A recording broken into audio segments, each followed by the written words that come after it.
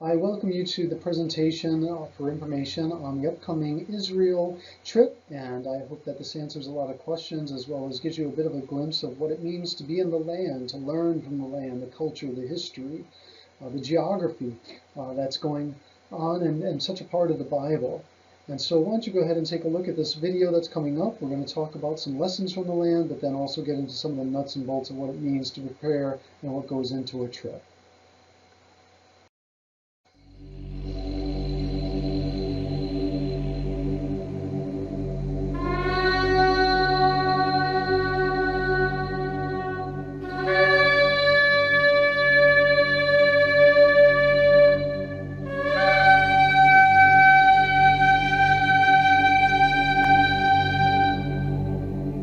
יברכך אדוני וישמרך. יאר אדוני פניו אליך ויחונקה.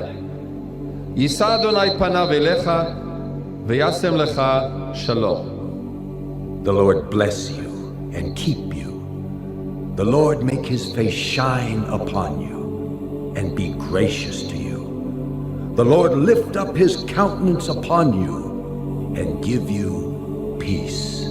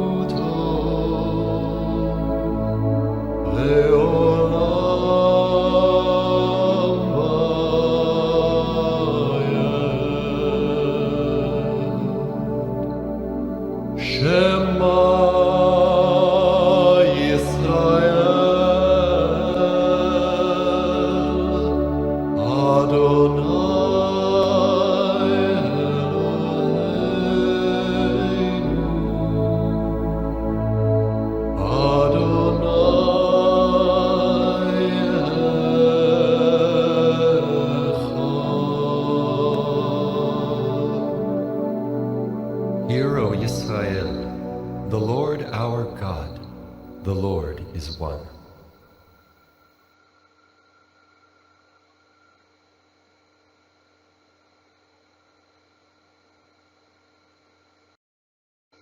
What you just saw was sort of an overview of the land. You could see Jerusalem, you could see the Temple Mount and the Dome of the Rock. That large church with the mural in front of it at the end was actually the Church of All Nations, which stands over the rock in the Garden of Gethsemane, of which Christ was praying at. And then those last olive trees were actually the Garden of Gethsemane. These are all places and things you're going to see. Those two gates that were sealed up, there's a big story behind that. And the expectation is that when the Messiah comes, he will pass through those gates as he returns to Israel. And we believe that that's actually already happened. So a whole lot to learn, and the land and the culture and the history, the geography all speak to that. My first trip to Israel was in 2014, and it came rather unexpectedly. It was some folks in my congregation who came to me and said, hey, would I be interested in going to Israel? And of course I would be interested in going to Israel. What pastor wouldn't be? What Christian wouldn't be? But of course I didn't have the resources, and I had never really thought of this as being a real possibility. But a number of people in my church were able to sponsor me for a trip, and it was amazing.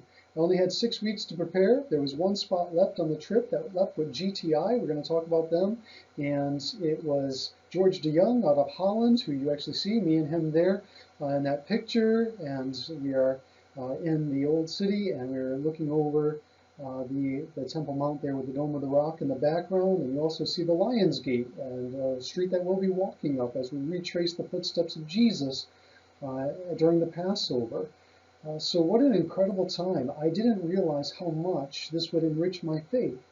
But what I realized when I was in the land is that I'm standing in places, I'm touching stones of places where Elijah was, where Jesus was, where Peter the apostle lived, where Jesus made his main ministry. What an incredible experience. Little did I know that it would touch my life so much that I would go back multiple times and even study there in upcoming days. In fact, I studied at Jerusalem University College. It is located just outside the old city, which you'll be very familiar with as we move along in talking in this discussion, but also once you visit. The old city is really the ancient spot of Jesus's Jerusalem, which has expanded, of course, in time, but we are going to be able to visit the place and the outline of the city that Jesus knew, which is still very much outlined by old walls. Jerusalem University College is one of the foremost teaching centers. It's a Christian-based college. It's been there for many years, but they are foremost in teaching about the geography, culture, and history of the land as it relates to the Bible. In fact, Hebrew University, which is not far away and one of the most premier universities in Israel, sends many of their students to Jerusalem University College in order to learn the geography of the land.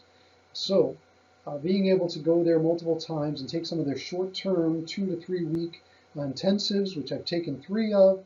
It's a graduate level course, and your classroom is in the land. So I've had an opportunity to be able to study the land hands-on, in depth, multiple times over the years, as well as do a lot of follow-up study, which I believe you're going to want to do after you visit the land, to be able to look at these sites more intensively, to look at the Bible when I'm reading the Bible, to explore where the locations happen, what is significant about those locations, what have they discovered there today. It's just an incredible time. So I am looking forward to leading the trip and coming up, and hope that you'll be a part of it. Just know that I've spent a number of years studying this land in depthly. I have not stopped studying it. It's an ongoing pursuit and passion of mine. I was able to take my whole family, my wife and children, on a trip to Israel last year in 2022. And what an incredible experience that was. We rented a van rather than taking a tour because I wanted to get to know the land even more personally by driving around it, going from site to site. And my family was kind of the guinea pigs in learning what a tour would be like and hearing the historical background of each site, but also getting some devotional and discipleship lessons, which really are a big core of the tour that you're going to be going on. You're going to learn a lot about the history, the geography, the culture, but we're also going to have some short lessons at almost all of the sites that really focus on our walk, our life with God, and how we find ourselves in a biblical narrative, because our lives are really a continuation of life with God. We are people in the Bible in some sense, in that we are living out our relationship with God, and it has real consequences and real invitations and real joys and real challenges. And how are we walking with God in the midst of those joys and those challenges? Here you see us on the Temple Mount, where the Dome of the Rock is. This is where the temple was, the Jewish temple. The Dome of the Rock stands in that location today. So you're going to be walking in places where Jesus walked, where Jesus taught, where Jesus overturned the table of the money changers, and we'll learn more about why he did that and why that was significant. But also you'll see the picture to the left, that's us on the Sea of Galilee, and you will also get a chance to be able to sail on the Sea of Galilee, to be able to just meditate and to remember the many stories that happened. Jesus spent a lot of time traveling by boat on the sea and all in that district. So what an incredible experience. My kids were able to be baptized while they were there. And you too will have an opportunity to be baptized if you haven't already, or if you would like to reaffirm your baptism. This was my children's first time ever being baptized, and it was significant to be able to do that in the Jordan River. What a moving moment for me as a pastor, but even more so as a parent, and even more so as someone who's sharing his faith with those that he cares about and loves. So you'll be able to see the Jordan River, you'll be able to even dip your feet in it, and maybe even, if you'd like, to get baptized in the Jordan River. We'll be traveling with GTI. I will be a tour guide, but we'll also have an Israeli tour guide with us, and we'll have a bus driver who's very familiar with the land. A little bit about GTI. They are based in Holland, Michigan, and you may be a little more familiar with them without even realizing it. They used to be a general tour group doing multiple tours in different places around the world, but then they met up with Ray Vander Laan, who I was first introduced really to studies in the land through his video series that is very popular, and perhaps even popularized visiting the land in the way that we're going to, in a way that looks at the history, the geography, the culture of the land, but also really what it's about is a faith experience, about going deeper in discipleship and our commitment in following Christ. So if you've ever got a chance to see Ray Vander Laan's videos through That the World May Know, or if you haven't, I highly recommend it. This is very much what our study tour is going to look like. And GTI worked in partnership with Ray Vander Laan in order to be able to do these kinds of discipleship tours. So GTI has a lot of experience. They have done countless trips to the Holy Land, and in fact, they gear all of their trips now.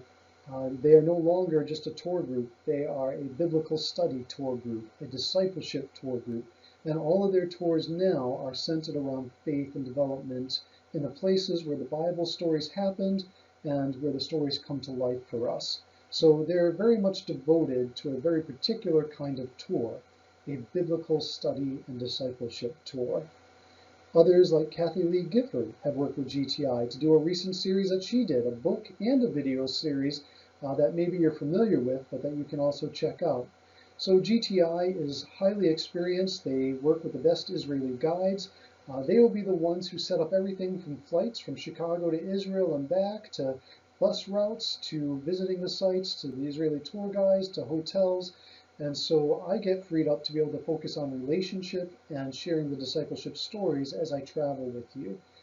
So what a wonderful group to travel with. I love that they're based right here, close by to many of us who live in Michigan, and they're well known, and the people that they've worked with are well known. So we know that they do this well, and they've got a lot of experience. I don't know if you've ever heard of the story, but I hope you have. It's a Dr. Seuss story called "Oh, the Places You'll Go." Well, that's of course a question that you have. Which places will we be visiting? Well, the land of Israel is not very big. It's about the size of New Jersey. In fact, all of it fits into Lake Michigan with plenty of room to spare. So we're going to be touring the vast majority of the land. You're going to be able to experience the land of the Bible where the biblical stories happened, real people, real place, real time, and that's going to become even more real to you as you stand in those places, as you stand in places where you're overlooking a valley where David came and the Israelites and the Philistines faced off and David confronted the giant Goliath, or where you stand on the shores where Jesus stood, on the Sea of Galilee where he did the vast majority of his ministry. And it's going to become even more real to you. You're going to understand why the Bible says that no matter what position you're coming from, you're going up to Jerusalem, and why it says that, and how that's not just a geographical thing, but it's a very spiritual thing. The Jewish people have a word for it, aliyah. In recent times, that word's just come to be able to kind of point out this new pilgrimage that in 1948 Israeli people began to do, or Jewish people, as they came back to the land. But it has even more spiritual significance than just coming back to the land. It has to do with the spiritual pilgrimage toward God. And of course, Jerusalem was the place where the temple was, where the presence of God was, in the Holy of Holies. In some sense, as we go to Israel, we're doing Aliyah, and we are experiencing the land again. So as you come with us, you're going to understand how the land, the culture, and the geography really help open up the Bible and open up our eyes all the more. We will understand, and as we go to the southern steps of what is the Temple Mount, where the temple used to be, this was the main entrance to the temple in Jesus' day. Jesus certainly walked up these steps, and the steps are made to Aliyah, to ascend, to go up, which is what Aliyah means.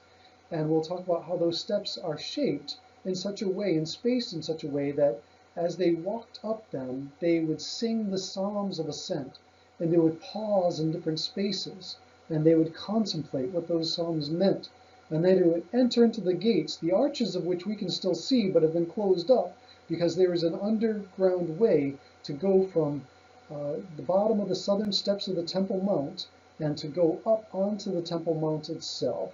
we will also ascend to the Temple Mount through a different path now that that way is closed up. But these are steps where Jesus would have taught, where Jesus would have spent time, where Jesus himself, and we have these 2,000-year-old steps still there today. We will sit on those steps. We will learn in that place. In fact, in Acts chapter 2, Peter begins giving a message on the day of Pentecost.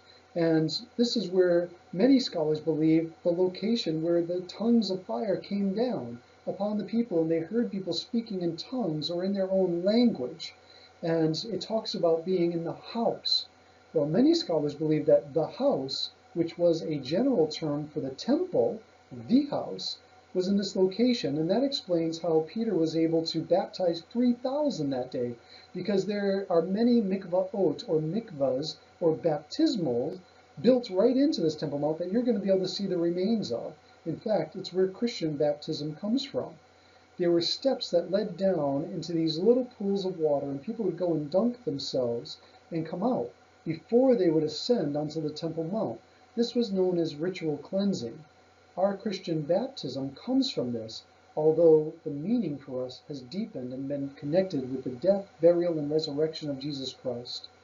This is where John the Baptist gets his baptism as he's baptizing in the Jordan River. It's very familiar to first century Jewish people, but takes on a much deeper significance in Christianity. Rabbis often taught in this place, and we too will be taught in this place. Now, here is a view of the Temple Mount. And you see the Dome of the Rock. That's the place where the Jewish temple once stood. And we will be on that Temple Mount, but we'll also go to the Mount of Olives from where this picture was taken place. And we'll visit that place that Jesus looked upon the city and wept over it, and where Jesus descended to ascend and go up to Jerusalem on that Passover weekend, what we now call Palm Sunday. In fact, recently discovered is the Pilgrim's Path from the first century, a path that Jesus himself certainly walked. It's not fully open yet. They're still excavating it, and now it goes under the city of David. And the city of David is here, and it is at the southern end of the Temple Mount. And what has been rediscovered is the Pool of Siloam.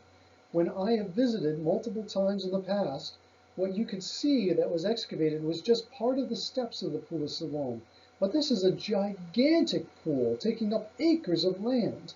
And one of the most recent advancements is that they have now begun to excavate the full Pool of Siloam. This just started about a month ago, and I am praying and hoping that it'll be completed by the time we get there, and that we'll be able to walk up that Pilgrim's Path, which is now under the ancient city of David, ancient Jerusalem, and to walk up. But we will certainly see the Pool of Siloam. We'll see the extensive excavations that are going on, and whether or not that Pilgrim's Path that began at the Pool of Siloam, where they would dunk themselves in ritual cleansing and then make their aliyah, their ascent, up to the Temple Mount. Those are things that we're going to see and experience, and we're going to see things that are being discovered just today, being excavated just today, as we walk where Jesus walked, and as we understand the significance of the rituals that also become a ritual for us. Us going to Israel is a spiritual pilgrimage. It is an aliyah all of its own. We're going to see the places where biblical events took place, and we'll see that these things are still around. You've heard the saying, location, location, location.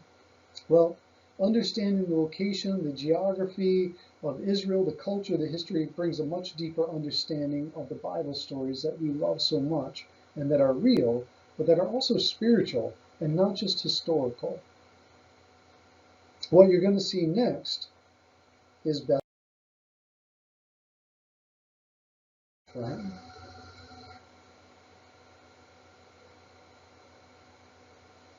Here we come, zooming into the land of Israel, into the land of Bethlehem, where Jesus was born, where David lived. And we're zooming in now on the Church of the Nativity, one of the most ancient churches in the world, built over what is believed to be the site of where Joseph and Mary visited and made their home, and where Jesus was born. But nearby, just a few miles, this is often unknown, was Herod's major fortress palace, named after himself, the Herodium, within sight of Bethlehem. And the contrast of this within sight of where Jesus was born is just an amazing contrast. And we're going to talk about that in just a little while. The Church of the Nativity was discovered, or the site of this place where the church would be built was discovered by Helena, the Emperor Constantine's mother, in about 325 AD. A church was built over the site. Now, this is the location that many Christians remembered as the cave where Joseph and Mary came and where Jesus was born. But this isn't just a cave. Most scholars believe that this was actually a house. So it wasn't just an inn, as the popularized story said, but probably a house belonging to family members. But because of the census that had taken place and so many people coming to be able to visit and to be registered, there were probably other relatives that were visiting that had the guest room. And so the room that was probably left over, and these houses were often built up against the stone walls, caves were dug out for an extra room. These often became the stables where the animals were brought in the colder months. These are not the colder months when Jesus is being born. We know that because the shepherds are out in the field late at night, which means these are the nicer months, the milder months, where the shepherds often stayed overnight in the fields as they led their sheep along paths of righteousness that we'll talk about when we're in the land of Israel and what that means, and stayed overnight with them, meaning that this room would have been open. And so probably it was the house of family members, since they had descendants there, and they came in, used this room, the stables in the house, that were built up against a cave. Tradition says, and very, very early tradition, that the cave that Jesus was born in, that was part of a house, was discovered and known to the early Christians when Helena came looking for these ancient sites. A church was built over it, and even before that, St. Jerome had taken up residency in a nearby cave in order to translate the Latin Vulgate. So a long-standing tradition that this is indeed the site. Many historians believe that there's good reason to believe that this is the right location, and one of the most ancient churches in the world. We're going to visit, see some of those caves, and then see the location of the cave that many believe that Christ was born in. Now, the next scene that you're going to see, this is the Church of the Nativity, and this is Manger Square. Here's a group that is visiting with my friend Andy Cook, and here they are in Manger Square, and if I was able to zoom in, we would zoom in on the opening of the door that we enter in through. The door, as you can see, is incredibly small. You actually have to bow to go into it. Now, why is this door so small? Well, we don't know for sure, but there's a couple of reasons that we speculate. One, that during certain times, periods, when there were invaders, that they made the door small so that people, men on horses, could not enter in and therefore come in and cause havoc. But maybe they kept the door small because it seems only right that as you enter the Church of the Nativity, the church that remembers the birthplace of our Messiah, who is God in the flesh, that you would bow upon entry as a sign of humility and reverence to our Lord. We're going to get to enter in through that door, and don't worry, when you're inside, there's a very spacious place with high ceilings. It won't look much like a cave, although just nearby you can descend down the stairs and see some of the ancient caves where worship used to happen. This next slide, this is Christmas time in Manger Square. And if you come with me on a December trip, you will see this Christmas tree and get to experience the Church of the Nativity and Manger Square in Christmas time, which is a special experience. Here is a nativity scene, and to be able to visit and to see a nativity scene in the place where Jesus was indeed born in this area. Whether it's the exact location or not, we're not sure, but we think it was. But to know that this is as close as we're going to get is a pretty special experience. Hey guys, I am coming to you from Herod's palace, and I am standing in a place where Herod built his fortress and ultimately made his grave, his mausoleum, his grand tomb. And behind me in the distance is Bethlehem, and just imagining the contrast of Jesus being born in that little village, while Herod lived here in this incredible fortress palace. Even below me down there, there's a pool where in a villa where Herod kept his guests. But Jesus, born in a little village, no room for him, and in a manger. Just the difference between Herod the Great and the actual king. Herod wanted to be a god, but lived only for himself, while Jesus, who was God, became human, and he lives for us, for humanity. Just a whole different narrative. Look forward to having you come on out with me so that you can hear these stories for yourself and see these places.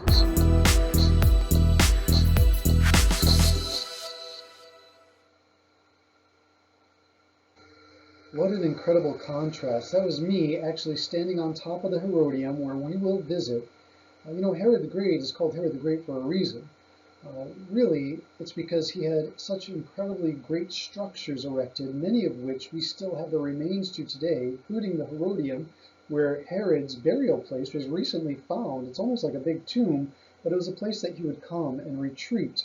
There was a pool there, he would have guests there, but it was also a fortress in order to protect him. And when we stand on top of the Herodium, we're going to be able to look in the distance and actually see Bethlehem in the distance.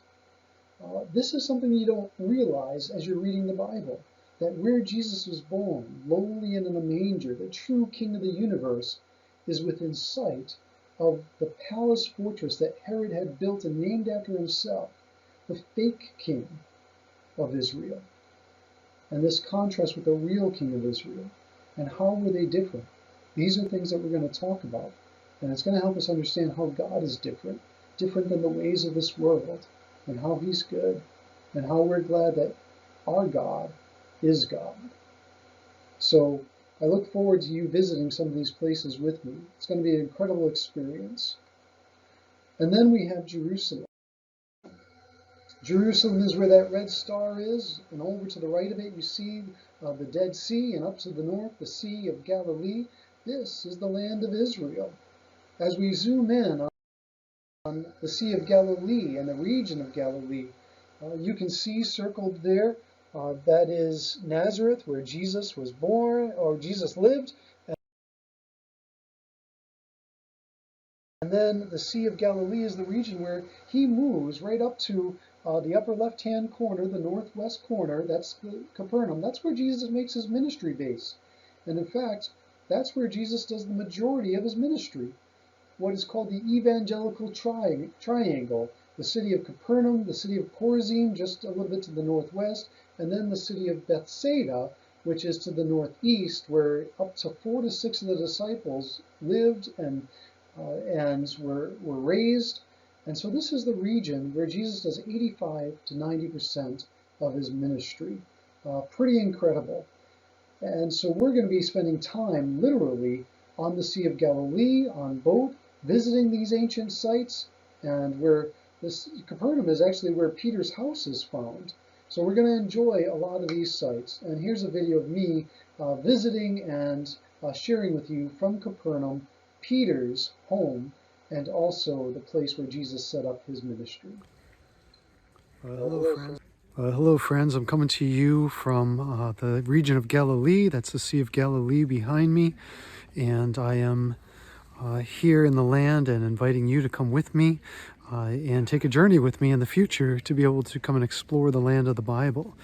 What you're going to do here isn't really a vacation. It's a Bible study. It's a study tour, and it is a time of just learning the history, the culture, the geography, and just seeing the Bible come alive. A lot of people say that there are 5 Gospels: Matthew, Mark, Luke, John, and then there's the land is the 5th Gospel. And when you come here, you're going to realize all that that means and why they say that. Looking forward to you coming. I am standing on the shore of Capernaum. Now, Capernaum is where Jesus made his home ministry base. He grew up in Nazareth, but when he begins his ministry at around 30 years old, he moves to Capernaum, which is on a major trading route. and there are lots of people coming and going through here. So you'll get to visit here. There is a synagogue that you'll be able to see, and there's also a church built right over the remains of what is believed to be, and archaeologists say is almost certain, as evidence is so early, Peter's home that became one of the very first churches as they made it into a place of worship. And it has been here all of these years, covered up for quite some time until recent history, and has been excavated. They found symbols of Christianity from the early 1st century and 2nd century in this place and in this house. So come on out here and get a better understanding of why Jesus chose this place on the Sea of Galilee, where he did 90% of his ministry in this area, and learn all that there is to be able to learn behind the scenes. Guide to the December 4th through 15th, 2023 tour.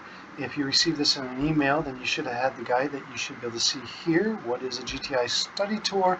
Gives a little bit about GTI and what this is all about, that this is a study tour, not a vacation, and it is pretty intensive. And a little bit about myself as your guide. We will also have an Israeli guide when we get on the ground in Israel. Included is an itinerary, and this is the itinerary that's specific to the December trip. This could change slightly, but as far as hotels and all those things, this should pretty well be right on. Times, dates, and all of that. This also gives you a chance to look up some of the sites, like if you want to find out more about En-Gedi or Qumran, go ahead and check that out. There are some things that'll just be a surprise. What we'll be looking at in the Lower Jordan or the Shabbat dinner. But go ahead and take a look at the itinerary, get excited, do some research, and enjoy.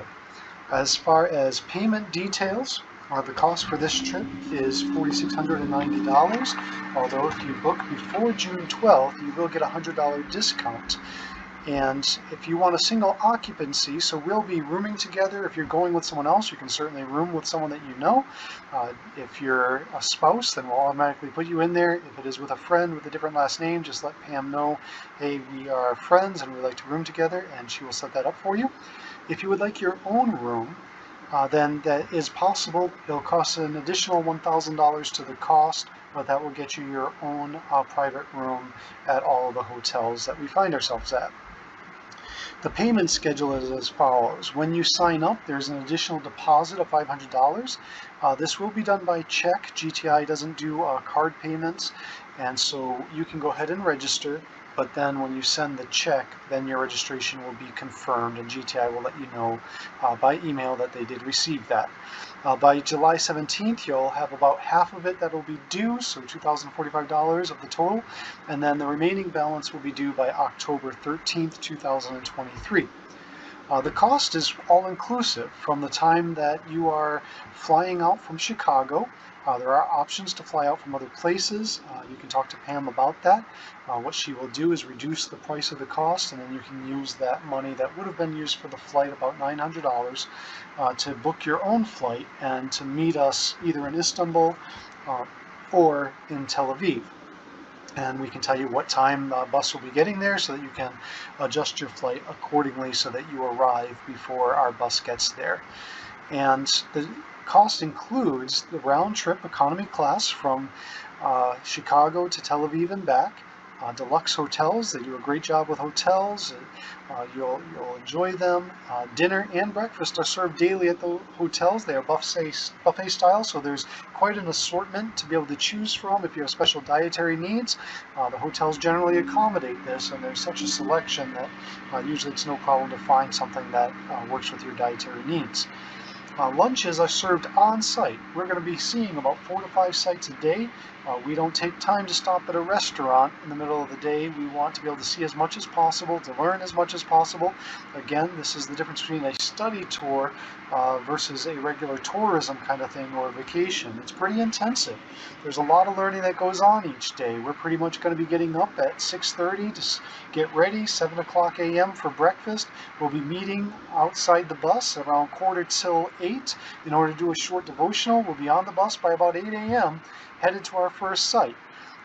And lunches will be served on site at the sites. Either someone will bring it in or they will be those lunches will be prepared and traveling with us. Those are usually pitas, sandwiches, a light meal, but very good. And you'll have waters with those meals. And with everything else, even though it says drinks are not included with meals, of course at the hotels there's an assortment of different drinks that are included. Sometimes you might have to pay for your own pop if you want something like that, but water is always available on the bus and is always part of what you've already paid for, so don't worry about that.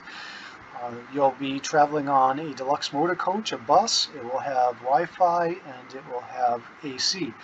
And then you'll also be getting a backpack and some other resources, including a universal charger and a flashlight, which you'll need in some of the places that we go.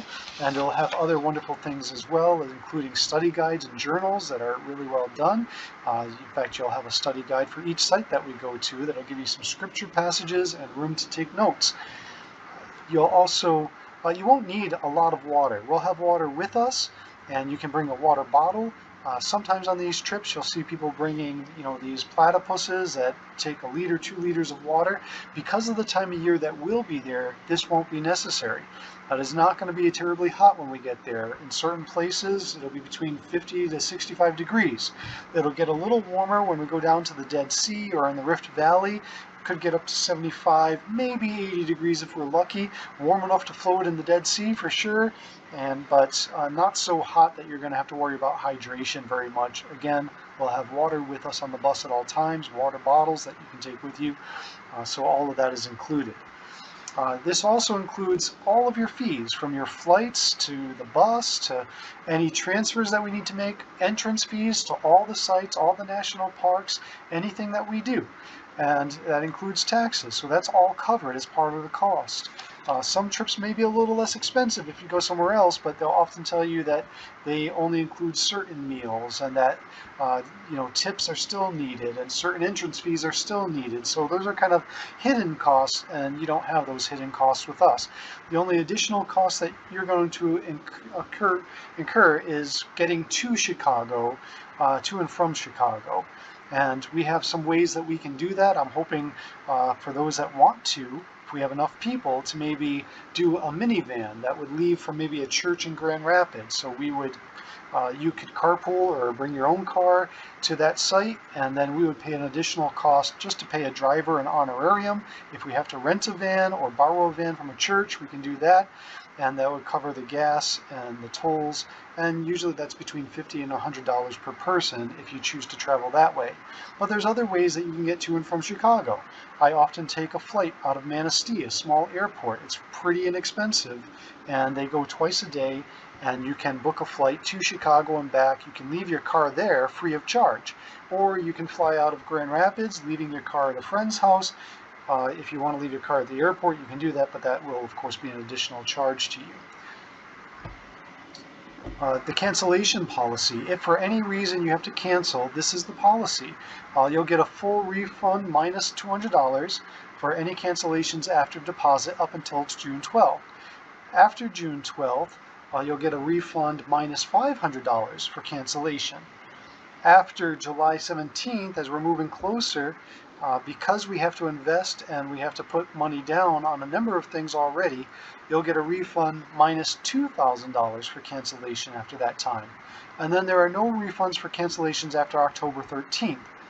One of the things a lot of people do is that they get their own travel insurance. This could include medical insurance, but I'm specifically talking about getting special insurance that if you had to cancel a trip for any reason, you would work that out with your travel insurance company. GTI does not offer this, though there is a link to someone that they recommend.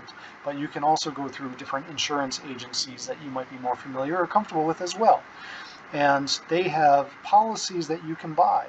Policies that might include cancellation for any reason and a refund, or cancellation for certain reasons like health and things that you might have to have proof of having visited a doctor or something like that.